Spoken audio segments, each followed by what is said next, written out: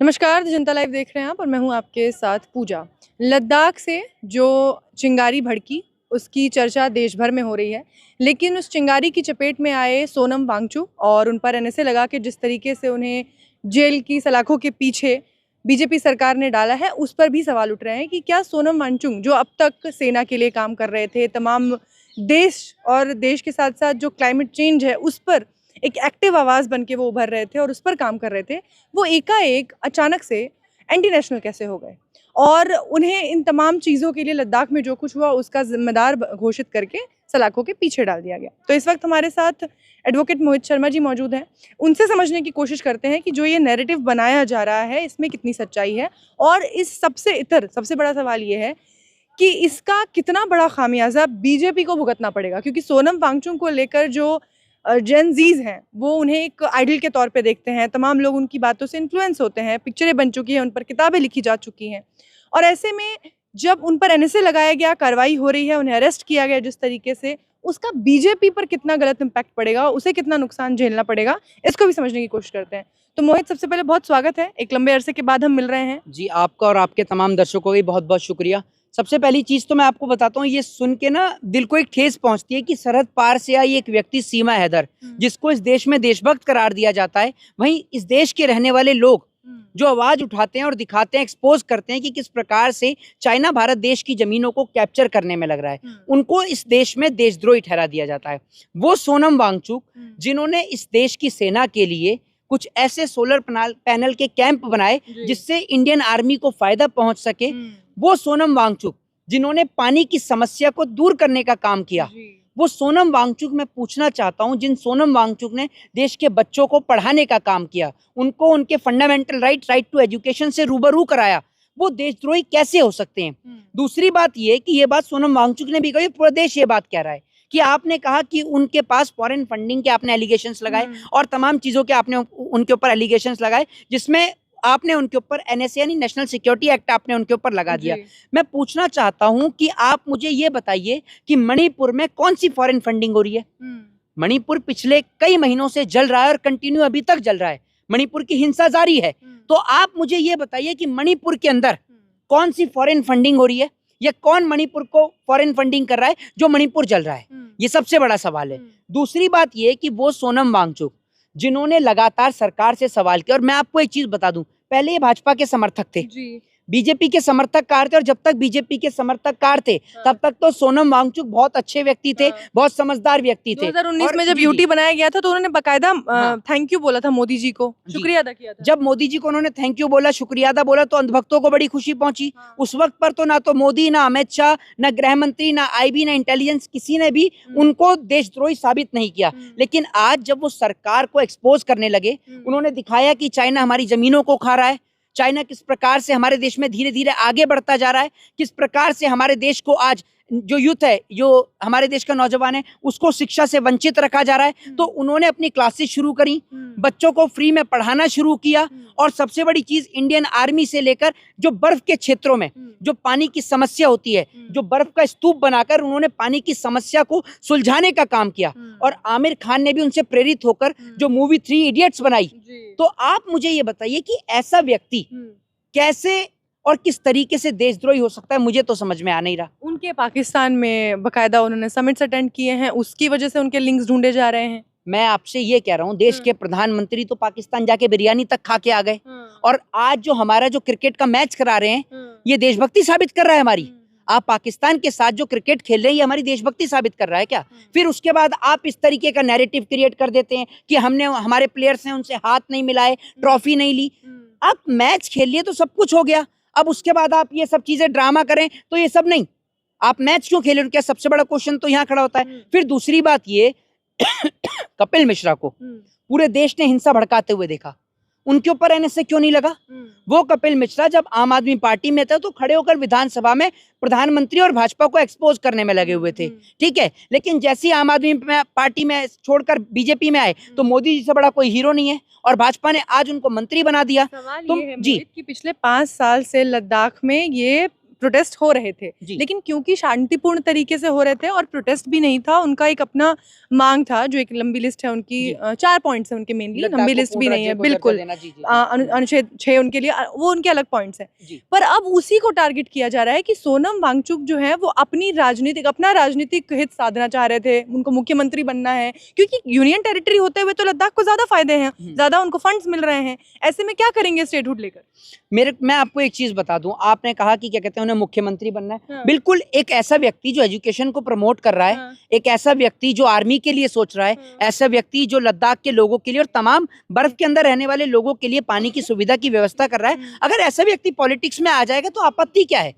आपकी पार्टी के नेताओं से तो अच्छा ही है।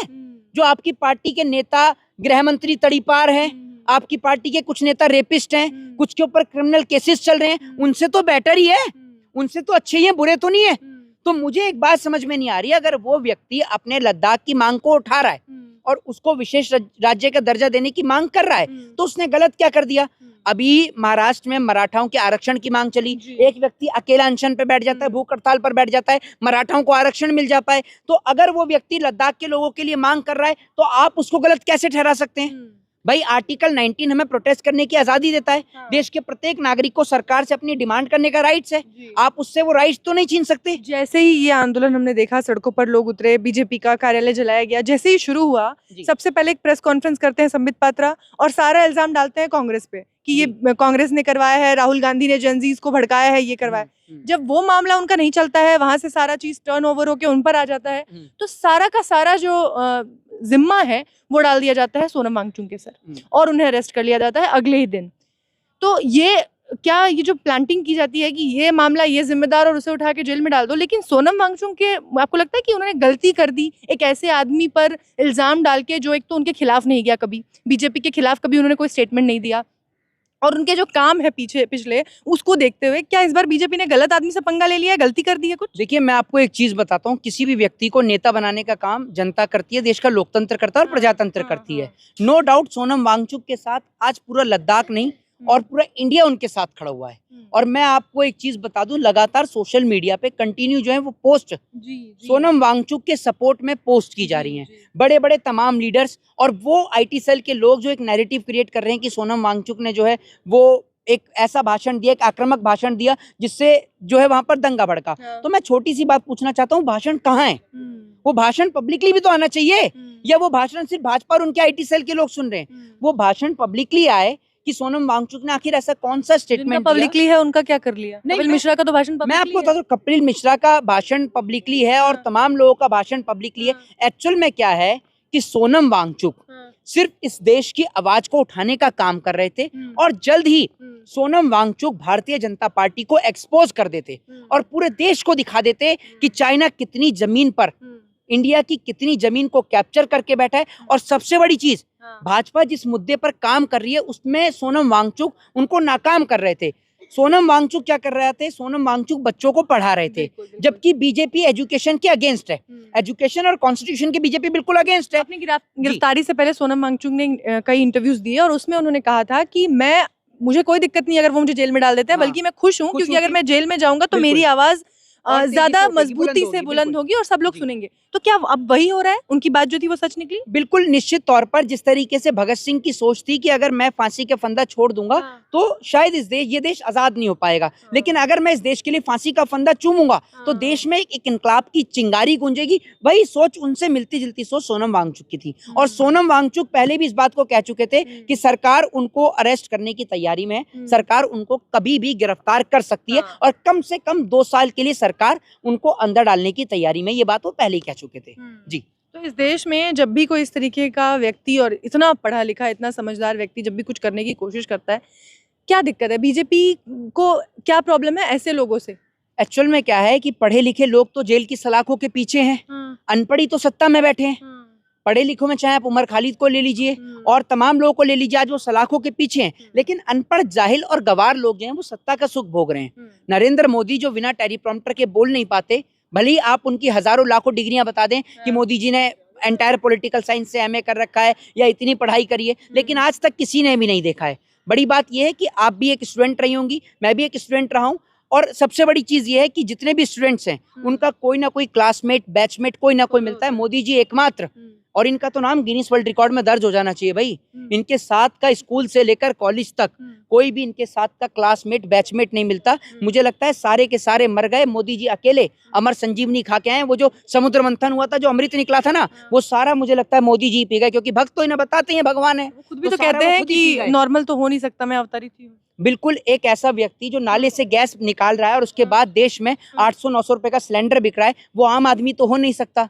ये बात आप समझ लीजिए। वो व्यक्ति जिनके 4 भाई होने के बाद भी अगर वो अपनी माँ को लाइन में लगा रहा है तो वो आम आदमी तो हो नहीं सकता। वो व्यक्ति जो माँ से इतना प्यार करता है कि माँ के स्वर्गवास होने पर भी अपना सिर नहीं मुंडा रहा, वो आम आदमी तो हो नहीं सकता। वो व्यक्ति जिसका जितना लोगों का बचपन नहीं होता, जवानी नहीं होती, उतना सिर्फ उनका बचपन ही बचपन है। उस बचपन में चाय भी बेच ली, उस बचपन में पढ़ाई भी कर ली, उस बचपन में जो है बांग्लादेश में जाके लड़ाई भी लड़ ली, और वो अलीगढ़ वाली ताले वाली कहानी भी सुना दी।